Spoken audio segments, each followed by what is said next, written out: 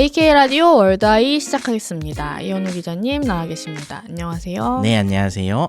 오늘은 오랜만에 러시아 우크라이나 이슈로 이야기를 나눠보도록 하겠는데요. 러시아와 우크라이나 전쟁이 장기화 국면에 접어들면서 두 나라 모두 심각한 병력 부족 문제를 겪고 있다는 소식이 계속적으로 나오고 있잖아요. 네. 러시아와 우크라이나가 자국민을 상대로 군 입대를 적극 권유하는 한편 또 불법적이고 비윤리적인 방식까지 동원해서 강제징병을 하고 있다는 논란도 제기가 되고 있는데, 오늘은 이 두 나라의 병력 부족 문제와 관련한 여러 가지 문제 상황에 대해서 기자님과 함께 자세한 이야기 나눠보도록 하겠습니다. 우선 가장 최근에 논란이 된 기사가 있는데, 북한이 러시아에 1만 명 이상의 군인을 파병했다는 우크라이나 매체 보도가 나오면서 이게 국제적으로 좀 화제가 됐잖아요. 네, 화제가 됐죠. 네, 그래서 지난 15일에 우크라이나 매체 키이우 포스트에 따르면 최근 러시아군이 북한에서 파견한 병력으로 3,000명 규모의 대대급 부대를 편성하려고 한다는 이런 이야기도 전해졌습니다. 그래서 러시아가 요새 심각한 병력 부족 문제를 해결하려고 이 북한군 장병으로 구성된 이른바 부랴트 특별대대, 이름이 굉장히 어려워요. 부랴트 특별대대를 제11공수 돌격여단산에 편성하려고 한다, 뭐 이런 내용도 있었는데, 이런 북한의 러시아 파병과 관련해서 또 이 부랴트 특별대대가 어떤 부대인지에 대해서 좀 구체적으로 밝혀진 내용들이 있을까요? 네, 일단은 뭐 부랴트 특별대대 이름 자체가 좀 생소하긴 한데요. 이 부랴트는 이제 아마 지명일 것으로 몽골하고 가까운 지역에 있는 지역명으로 알고 있고요. 근데 사실은 우크라이나 쪽이 이 매체들이 이거를 발표를 하면서 뭐 구체적인 정황이 있거나 사진을 공개를 한 건 아니었어요. 그러다 보니까 아마 이쪽에서도 정보 청취를 계속 하고 있기 때문에 이런 대대를 아예 따로 만들어가지고 혼성부대가 될 수도 있고요. 진짜로 뭐 중앙아시아 출신 사람들이랑 거기 북한 군인들을 넣어가지고 혼성대대로 만들 수도 있고, 아니면은 별도의 부대로 만들 수도 있고, 뭐 그런 내용이었던 것 같은데, 사실 이게 지금 구체적으로 당장 밝혀진 거는 별로 없었고요. 우크라이나 매체들 주장에 따르면은 이런 3,000명 규모의 뭐 대대급 부대가 편성될 정도로 전체 따지면 한 10,000명 정도의 전투 병력을 북한이 이미 파병을 했다, 이런 식으로 보도를 한 거죠. 근데 러시아 측에서는 일단 북한으로부터 병력을 받는다는 것 자체가 UN 대북제재 위반이고, 이 UN 대북제재는 러시아도 이제 미국과 같이 동의를 해서 만든 것이었기 때문에 입장이 굉장히 난처한 상황이에요. 그래서 공식적으로는 이거는 우크라이나 측의 가짜뉴스다, 이렇게 부인을 하고는 있는데, 뭐 정황들이 여러 개가 나왔기 때문에 파병이 뭐 10,000명 규모인지 3,000명 규모인지 정확히는 모르지만 어느 정도 이미 이루어진 게 아니냐, 이런 관측들은 나오고 있습니다. 그리고 지난 6월 푸틴 대통령이 이제 북한에 방문을 했었죠. 그때 이제 러시아와 북한이 상호 군사 원조 조약을 또 체결을 한 정황이 있었기 때문에 그 조약이 체결된 당시부터 이미 사실은 파병을 염두에 둔 게 아니냐, 이런 해석들이 나오고 있었어요. 전선 지역에서 이제 북한군이 우크라이나 군의 공격에 이제 피탄이 돼서 사망했다, 이런 뉴스도 나온 걸로 봐서는 아마 러시아로 이제 수출된 북한의 무기나 화약에 대한 점검 차원에서 파견된 장교들도 있었을 것이고, 그리고 뭐 전투병들만 뿐만 아니라 뭐 막사를 짓거나 아니면 이제 러시아군이 지금 여러 방어벽을 구축을 하고 있다 그랬잖아요. 그럴 때 필요한 공병부대라든지 아니면 또 러시아 점령지에서 지금 또 재건 사업을 하는 부분이 있습니다. 그런데 투입된 이제 노동 인력 등 굉장히 다양한 병과가 파병이 된 게 아니냐, 이런 지금 이야기들이 나오고 있죠. 근데 또 제가 여기서 좀 의문이 드는 게 있는데, 북한은 지금 사실상 경제적으로 많이 어려운 상황이잖아요. 네, 그렇습니다. 그리고 전투기를 띄울 기름도 없을 정도로 좀 심각해서 네.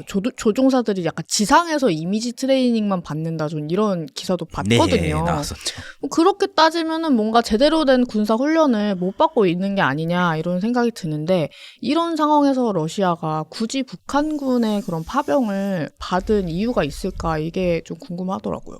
네, 사실 뭐 말씀해 주셨듯이 북한군에 대한 전반적인 평가는 뭐 훈련이나 전투 능력이나 체력이나 사기면 전체적으로 봤을 때 뭐 거의 바닥을 친 게 아니냐, 이런 평가를 받고 있는데, 경제난이 너무 심화가 되니까 아마 지금 체제 수호를 하고 있는 이제 평양 지역의 최정예 부대를 제외하고는 사실 큰 전투력을 기대하기는 어렵지 않느냐, 이런 이야기도 나오고 있거든요. 그래서 이미 또 러시아에 파병된 병사들 중 일부가 집단 탈영을 했다는 보도도 우크라이나 쪽에서 나왔어요. 근데 그럼에도 불구하고 러시아가 이런 북한군 파병까지 받아야 되는 이유에 대해서는 러시아 내부에서 모병이 진짜 안 된다는 이야기가 있습니다. 지난해 러시아군이 이제 목표로 세웠던 모병 규모는 뭐 정규군 그리고 이제 부분 동원령으로 내려진 예비군 병력까지 다 합쳐서 한 54만 명 정도로 알려져 있었는데 실제 집계가 된 모병 규모는 한 34만 명에 그쳤다. 20만 명 정도가 부족하다. 이런 뉴스가 나왔어요. 이게 아무래도 지금 러시아 정부 자체는 제대로 이제 사망자 집계를 공개를 안 하고 있거든요. 전선 지역에서 지금 하루에 한 1000명 정도가 죽어나가고 있다. 이런 이야기가 근데 러시아 내부에서는 지금 돌고 있어요. 전선 피해 상황이 굉장히 심각하다는 얘기거든요. 특히 이제 동원령에 이제 차출이 됐던 예비군들은 뭐 제대로 된 무기나 물품 지급도 못 받았다. 이런 이야기가 계속해서 돌고 있고 뭐 거의 총알받이 상태다. 그런 이제 얘기들이 나오고 있다 보니 많은 남성들이 지금 모병을 거부를 하고 있고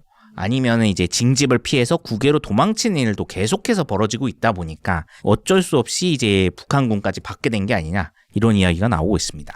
약간 어떻게 보면 쪽수 채우기네요. 네, 그런 셈이죠. 또 제가 지금 징집이 되게 어렵다라고 말씀을 해주셔서 떠오르는 게 있는데 작년에 그 러시아 국방부가 제작한 그런 모병 광고 영상이라고 해야 되나요? 그걸 본 적이 있는데 네. 그 내용을 보니까 뭐 경비원, 헬스 트레이너, 뭐 택시 운전사 이런 분들이 이제 군대에 자원 입대하는 그런 광고 캠페인 영상이었거든요. 그래서 약간 이제 풍기는 뉘앙스가 그러니까 남자라면 군대 와야지.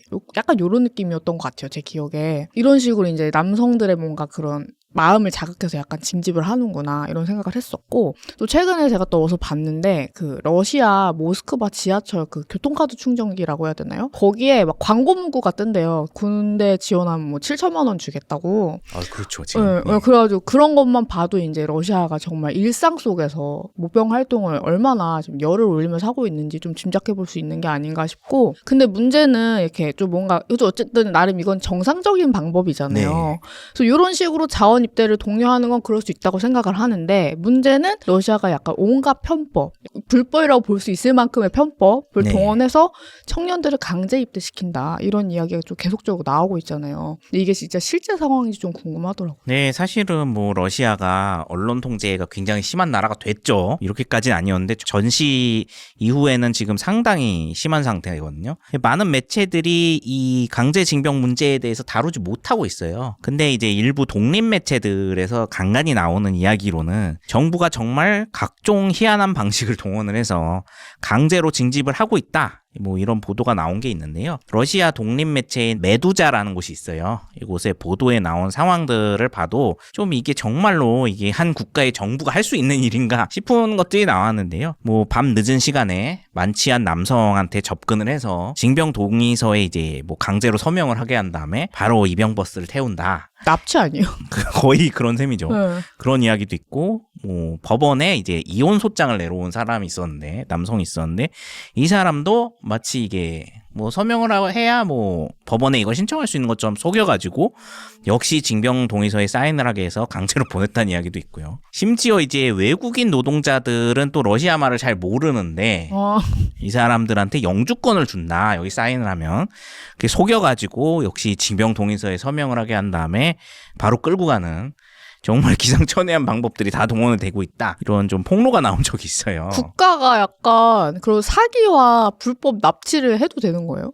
사실은 안 되겠죠. 네, 국가가 할 일이 아닌데 물론 일부는 좀 인터넷 괴담처럼 도는 이야기들도 있다고는 하는데 결국에는 이렇게까지 하지 않으면은 거의 지금 징집이 불가능할 정도로 남성들의 징병 거부감이 굉장히 큰 상황이기 때문에 아마 이런 이야기들이 계속해서 나오고 이런 폭로가 나오는 게 아닌가 그렇게 이야기가 나오고 있죠.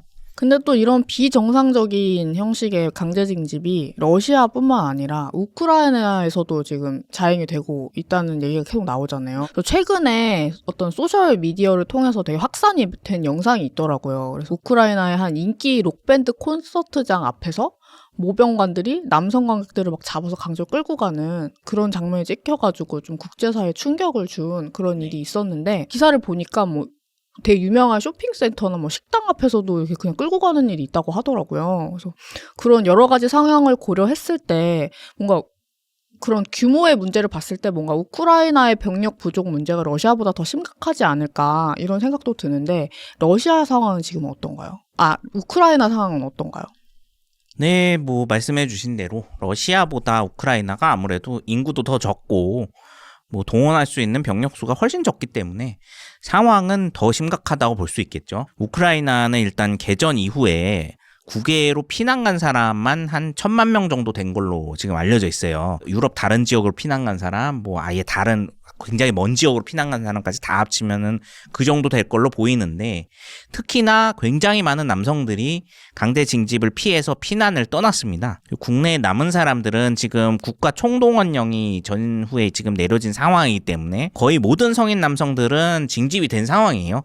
뭐 필요하면 강제로 계속 끌고 나가고 있죠. 우크라이나군이 지금 러시아군에 비해서 무기나 병력이 굉장히 열세다 보니까, 그리고 우크라이나는 지키는 입장이기 때문에 러시아 뭐 지도를 보시면 아시겠지만 러시아가 이제 우크라이나를 둘러싸고 있는 형국이란 말이죠. 점령지까지 합치면은 러시아가 지금 3면에서 우크라이나를 압박하고 있는 상황입니다. 그러니까 어디로 쳐들어올지 모르니까 최대한 많은 병력을 징집을 해서 거의 모든 지역을 다 지금 막아야 되는 상황이거든요. 그러다 보니까 지금 약 100만 명의 병력을 징집을 해서 거의 50만 명씩 교대로 전투에 계속 투입을 하고 있는 상황이라고 해요. 그런데 이게 지금 3년째 계속되고 있잖아요. 그러다 보니 남성들도 결국에는 잠깐 집에 가서 휴가를 갔다가 다시 돌아와서 이제 전장에 나가야 되는 상황이다 보니 이제 스트레스가 어마어마해졌고, 전쟁터에서 트라우마가 생긴 사람도 굉장히 많아졌고, 그래서 이제 도망가는 사람도 많고, 전쟁 피로도가 굉장히 높아진 거죠. 그러다 보니까 이제 집에서도 정상 생활이 불가능해질 정도로 공포가 심해진 사람들은 국외로 탈출을 하려고 노력하는 사람들도 있고, 징집을 거부하는 사람들도 많아지다 보니까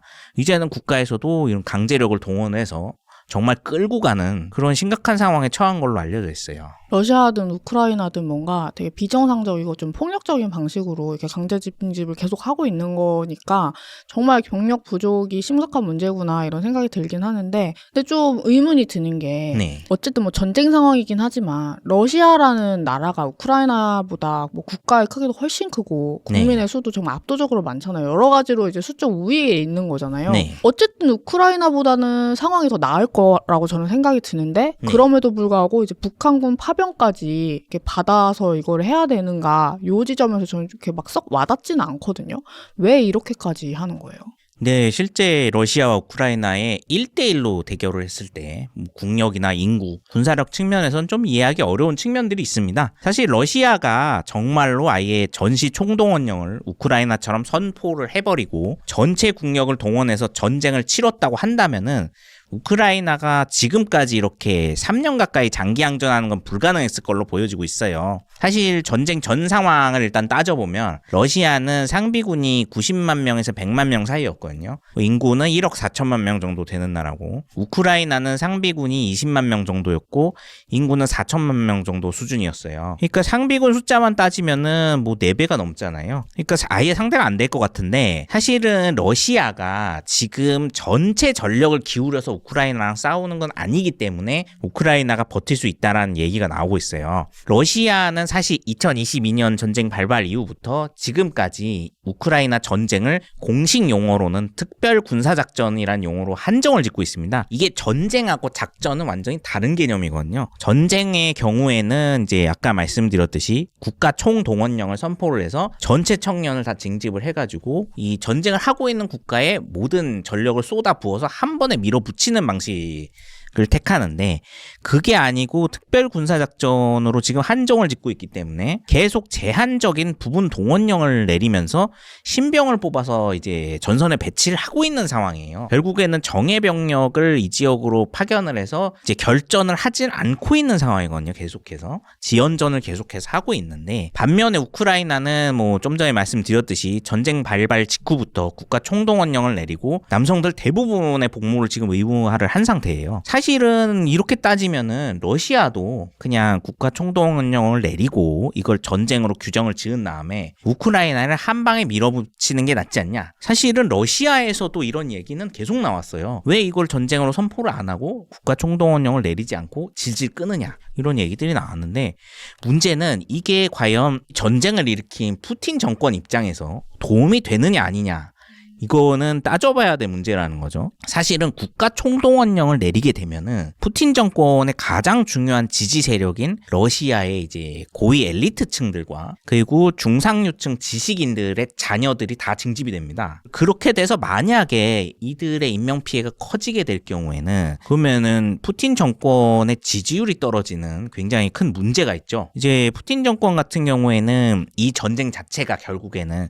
자신의 지지율을 올리고 종신 집권을 목적으로 하는 굉장히 정치적인 문제가 가미가 된 전쟁이었는데 그래서 일으킨 측면이 굉장히 컸거든요. 근데 자기 지지율이 떨어지는 일은 할 수가 없다라는 겁니다. 그리고 또 하나의 문제는 이 단기 결전 방식의 전쟁을 하려면은 굉장히 비용이 많이 들고 인명 피해도 엄청나게 커지고 또 그리고 러시아 같이 영토와 국경이 굉장히 넓은 국가의 입장에서는 전략적인 위험을 상당히 많이 수반을 하게 됩니다. 그러니까 간단히 말씀드리면은 러시아는 지금 영토가 유럽 지역과 아시아 지역에 걸쳐서 어마어마하게 넓죠. 그리고 국경도 엄청나게 긴 나라예요. 근데 지금 서쪽으로는 유럽, 그러니까 나토 국가들하고 지금 국경을 맞대고 있고 동쪽에서는 중국과 엄청나게 수천 킬로미터의 국경을 지금 마주를 하고 있죠. 근데 이제 문제는 중국이란 나라는 이제 흔히 알려진 거는 이제 북중러 그 얘기를 계속 하잖아요. 삼각 공조 얘기를 많이 하는데 실제로 중국과 러시아는 군사 동맹을 체결한 적이 단 한 번도 없습니다. 지금도 동맹 관계가 아니에요. 서로 싫어하죠. 북중로를 얽히는 걸. 네, 그렇죠. 그런 지금 심각한 상황이 있다라는 거죠. 결국에는 이제 중국을 완벽하게 믿을 수 없다라는 게 그리고 그렇기 때문에 우크라이나 전선, 즉 유럽 전선에 모든 전력을 쏟아 부을 경우에 중국이 어떤 입장을 취할지 알 수가 없거든요. 이미 지금 중앙아시아와 극동 지역에서 러시아가 병력 동원을 많이 했어요. 그러다 보니까 인구가 굉장히 많이 줄어든 지역들이 생기고 있습니다. 이런 공백 지역들에 중국의 경제적, 군사적 침탈이 발생할 수 있다. 이런 우려가 심지어 미국에서도 나오고 있어요. 그러니까 중국이란 이웃이 마냥 믿을 만한 동맹이 절대로 아니기 때문에 동맹 관계도 아니고요. 그렇기 때문에 이 동방의 전선 지역도 무방비 상태로 둘 수는 없다라는 거예요. 그래서 이런 저러한 전략적 차원에서 봤을 때는 러시아가 전체 국가 전략상 피해를 최소화시키면서 전쟁을 승리로 이끄는 방법은 우크라이나를 최소한의 비용으로 뭐 지금 점령 지역을 계속 방어해 나가면서 이 지역을 이제 시료 지배 지역으로 만들어 놓고 그리고 지금 미국 대선이 11월에 걸려 있지 않습니까? 이때 미국의 정권 변화 이후에 우크라이나와의 휴전 협상을 이제 강행하는 방식을 가는 게 푸틴 정권 입장에서는 가장 이제 나름 수익성이 가장 높은 상황이라는 거죠, 이게. 그러다 보니까 아직도 지금 최정예 부대가 아닌 새로 징집된 신병들이나 예비군으로 이제 점령지에서 방어전을 하려는 모습을 계속 보이고 있어요. 이거를 계속 해야 되는데 모병이 잘 안 되다 보니 또 정치적 비용도 많이 들게 되잖아요, 그렇게 되면은. 그러니까 인건비도 저렴하고 뭐 자기네들 자원에서 오겠다는 북한군을 막을 이유가 하나도 없다라는 거죠. 그런 관점에서 봤을 때는 앞으로도 뭐 러시아는 인정하지 않겠지만 비공식적으로 북한군의 파병이 계속 그 규모가 늘어날 확률이 크겠네요. 아무래도 그렇겠죠. 이번 파병이 결코 일회성으로 끝나진 않을 걸로 지금 파악이 되고 있는데요. 러시아의 우크라이나 전선 자체만 다 따져봐도 이것만 해도 1000km가 넘습니다. 엄청나게 길죠. 근데 하루에 지금 각지에서 뭐 다 합쳐서 1000명 이상 사상자가 나온다고 할 정도니까 1만 명이 파견됐다고 하더라도 결국에는 한 열흘 정도밖에 못 버틴다는 얘기예요. 근데 더군다나 이제 북한은 경제난이 굉장히 심각한 상황이고 이걸로 어찌됐든지 간에 러시아로부터 이게 뭐 돈을 받든 뭐 이걸 석유로 받든 가스로 받든 결국에 외화벌이가 되는 일이라는 거죠. 그러면은 이게 북한 내부에서도 자원하는 사람들도 있을 것이고 아니면 북한 정부가 강제로 파병을 할 수도 있겠죠. 어떤 방식으로든 파병을 북한은 확대를 하려고 할 걸로 지금 예상이 되고 있어요. 또 북한이 지금 단순히 인력만 파견을 하는 게 아니라 무기나 탄약 이런 거를 러시아 쪽에 계속해서 공급을 하고 있는 상황이잖아요. 그리고 이거를 좀 뭐 개량을 하거나 자체적으로 생산한 재고를 계속 러시아로 보내고 있는데 그러다 보니 이거의 실전에서 얼마나 잘 쓰이고 있는지 북한 입장에서는 확인도 하고 싶다는 거죠.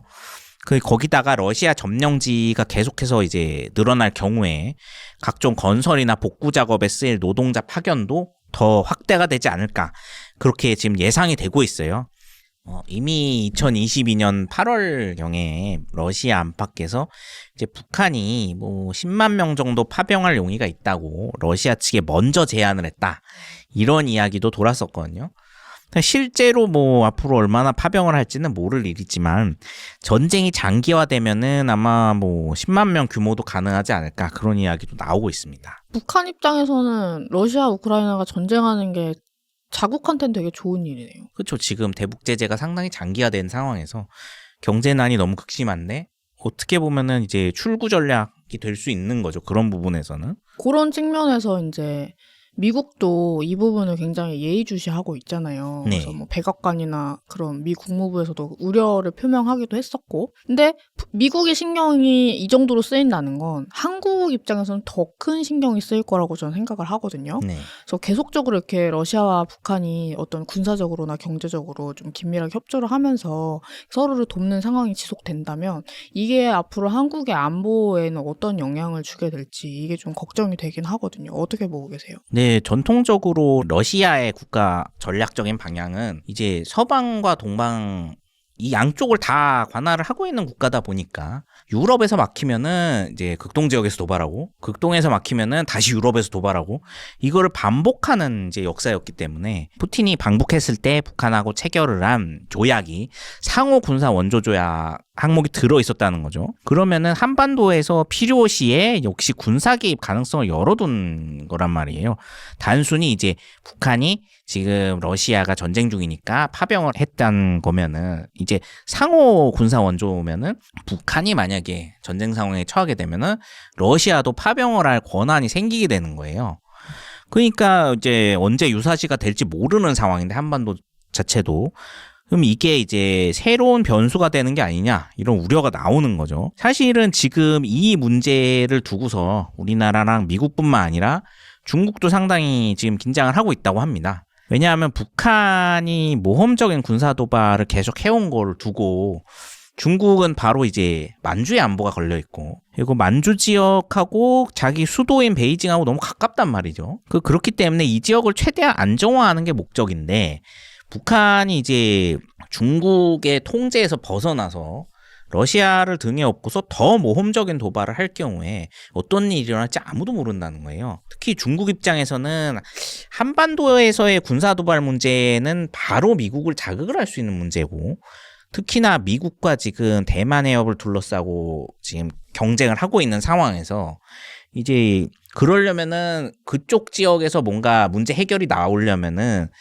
사실은 이제 수도와 가까운 동북지방에서는 어느 정도 안정화가 돼야 그리고 또 되게 조심스러울 수밖에 없는 입장이거든요. 근데 북한이 만약에 중국의 눈치를 전혀 보지 않고 러시아와의 상호 원조 조약을 이제 방패로 삼아가지고 계속해서 예측 불가능한 군사 도발을 벌인다면은 자칫하면은 이제 중국도 이 한반도에서 만에 하나 발생할 수 있는 안보 사태에 자기도 모르는 사이 휘말려 들어갈 가능성이 있다라는 겁니다. 그리고 또 하나 변수는 지금 미국이 대선 기간이잖아요.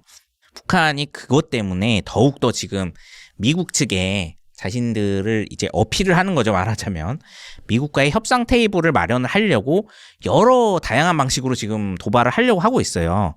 하고 있죠. 그리고 실제로도 뭐 풍선을 계속해서 날린다든가. 그럼 이런 문제들이 맞물려서 이제 도발 강도가 계속해서 올라가다 보면은 이게 그냥 끝나는 게 아니라 특히나 한반도 지역은 지금 휴전 상태이기 때문에 우발적으로 이제 국지전이 발생을 한다든지 그거보다 더한 일이 발생을 할 수 있다라는 거죠. 그럼 그랬을 때 과연 이거를 누가 진정을 시킬 수가 있느냐? 그리고 이제 러시아하고 또 중국하고 북한 이 3국의 관계도 마냥 좋은 관계가 아니란 말이죠. 그럼 그런 상황에서 이제 갈등이 굉장히 광범위하게 노출이 됐을 때 우리나라와 미국뿐만 아니라 이제 동북아시아 모든 나라들이 다 휘말려 들어갈 수가 있는데 우리의 힘만으로 이걸 과연 조정을 할 수 있을까? 이런 우려들이 계속해서 생기기 때문에 러시아와 북한 간의 군사적 밀착은 생각보다 좀 골치 아픈 문제가 될 수 있다. 그런 이야기들이 나오고 있습니다. 뭔가 러시아 우크라이나 전쟁 이슈로 인해서 네. 또 북한까지 이제 연관이 되게 되고 네. 이게 결국에는 이렇게 멀리 떨어져 있는 우리 한국까지도 안보에 영향을 받는다는 네, 그렇죠. 게 전쟁의 이런 연쇄작용이 굉장히 마음에 들지 않아요, 저. 예, 아무래도 힘듭니다. 예. 네, 그래서 뭔가 이런 문제 상황이 여러 가지가 계속적으로 발생하는 만큼 전쟁이 빨리 끝나야 될 것 같은데 또 그 종전의 방식이 또 평화롭지 않으면 그것도 그거대로 또 다른 문제가 생기게 되잖아요. 그렇죠. 또 좀 여러 가지로 걱정이 되는 상황인데 오늘 오랜만에 러시아 우크라이나 이슈로 얘기를 해봤는데 할 때마다 굉장히 찜찜해지는 것 같아요, 이 이슈는. 네, 아무래도 이제 우리나라 입장에선 더군다나 이제 동병상련이 될 수밖에 없죠. 그래서 결국에는 우리도 지금 분단 상황이 계속되고 있고, 우크라이나도 아무래도 이제 결말은 결국에는 한국 전쟁의 결말과 상당히 유사해지지 않겠냐. 미국에서도 그런 얘기가 나오고 있거든요. 결국에는 러시아가 지금 점령한 영토를 반환받기는 쉽지 않을 걸로 보이고, 분단 상황에서 앞으로 그 문제를 또 어떻게 해결을 해나갈 것인가. 우리처럼 이제 장기 분단 상황으로 갈 것인가 아니면 러시아가 또다시 추가 도발을 해서 점점 점령지를 넓혀갈 것인가 여러 문제가 또 산재해 있습니다. 뭐 복구 문제도 복구 문제지만 그러다 보니까 이 문제는 아마 돌파구를 마련을 하는 게 쉽지가 않을 것이다. 너무 여러 나라의 이해관계가 얽혀있기 때문에 일단은 미국 대선이 어느 쪽에서 승리를 하느냐에 따라서도 또 그림이 완전히 달라질 걸로 보여져서 계속 주목을 할 수밖에 없을 것 같습니다. 이렇게 러시아 우크라이나의 병력 부족 문제부터 시작해서 각종 전쟁 상황 그리고 이제 러시아 북한의 관계 마지막으로 이제 한국의 안보 문제까지 두루 소식을 전해주셨는데 오늘도 좋은 말씀 감사드립니다. 네, 감사합니다. 그럼 저희는 다음 시간에 다시 찾아뵙도록 하겠습니다. 감사합니다.